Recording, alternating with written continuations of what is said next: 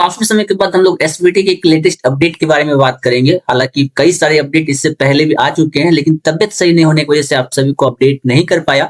लेकिन आज का जो अपडेट है ये कहीं ना कहीं आपके एग्जाम, आपके रिजल्ट और कहीं ना कहीं आपके मार्क्स से रिलेटेड है, जिसकी जानकारी आपको होनी चाहिए। तो आज के इस वीडियो में हम लोग डिटेल से इस नोटिस को देखेंगे, क्या है पूरा अपडेट। जानने के लिए वीडियो पे लास्ट तक बने रहे।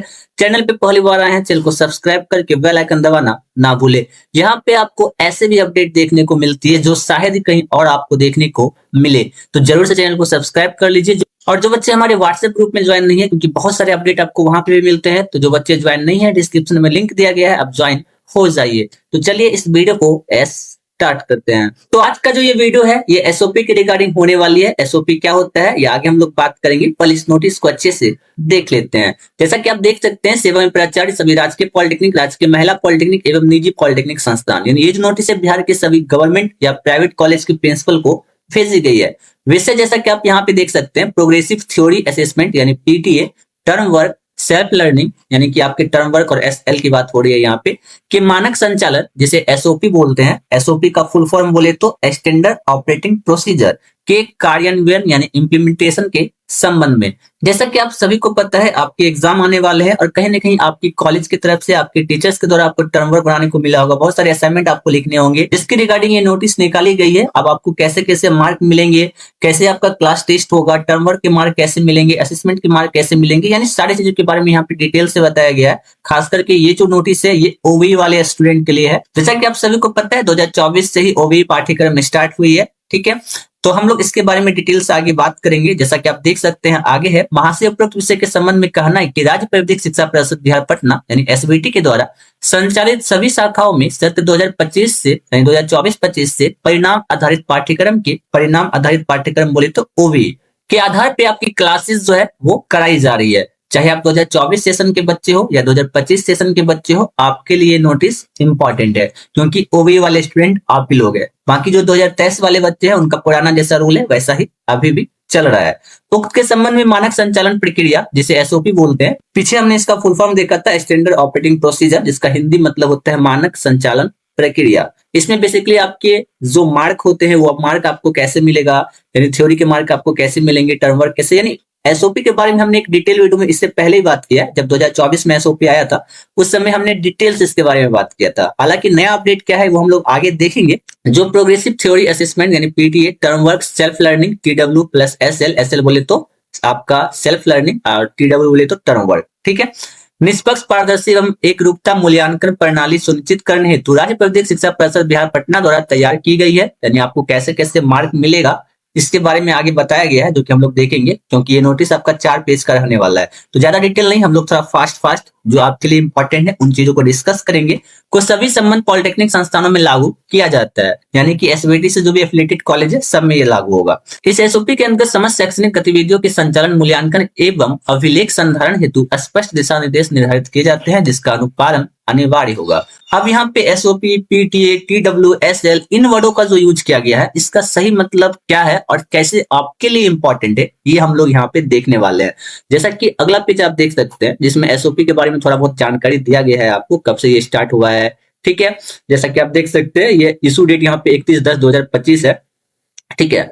और यहाँ पे इसका काम बताया गया है, ठीक है। ऊपर भी हमने काम बात कर लिया था कि ये जो है बेसिकली आपके जो टर्म वर्क होते हैं, जो आपका सेल्फ लर्निंग होता है, ठीक है, जो असेसमेंट होते हैं, जो असाइनमेंट आप लिखते हैं, इसका मूल्यांकन के लिए बेसिकली ये चीजें बनाई गई है, ठीक है।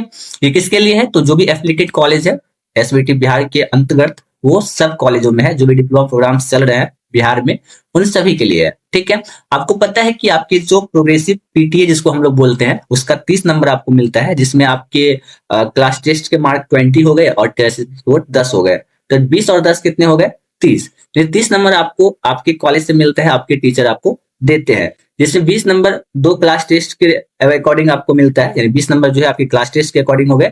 10 नंबर में आपके मतलब अटेंडेंस पे वैरी करता है, यानी जो टीचर असिस्टेंट का या 10 नंबर जिसको टीए बोलते हैं, ये 10 नंबर आपके अटेंडेंस पे वैरी करता है कि आप कितने दिन कॉलेज आते हैं, आपका बिहेवियर कैसा है, इन सब चीजों पे डिपेंड करता है। ठीक है, तो 20 नंबर हमने देखा। 20 नंबर में आपका जो क्लास टेस्ट होगा उसमें किस तरह के क्वेश्चन होंगे वो भी यहाँ पे बताया गया है। जैसे कि आप देख सकते हैं सेक्शन ए में आपकी 6 ऑब्जेक्टिव पूछे जाएंगे, या फिर शॉर्ट क्वेश्चन जो होते हैं जिसमें आपके मल्टीपल चॉइस क्वेश्चन एमसीक्यू हो सकता है, फिल इन द ब्लैंक्स रहेगा आपका, मैच द फ्लोइंग। बेसिकली आपके एग्जाम में जैसा क्वेश्चन पूछा जाता है वैसा ही आपकी क्लास टेस्ट की बात यहाँ पे की जा रही है।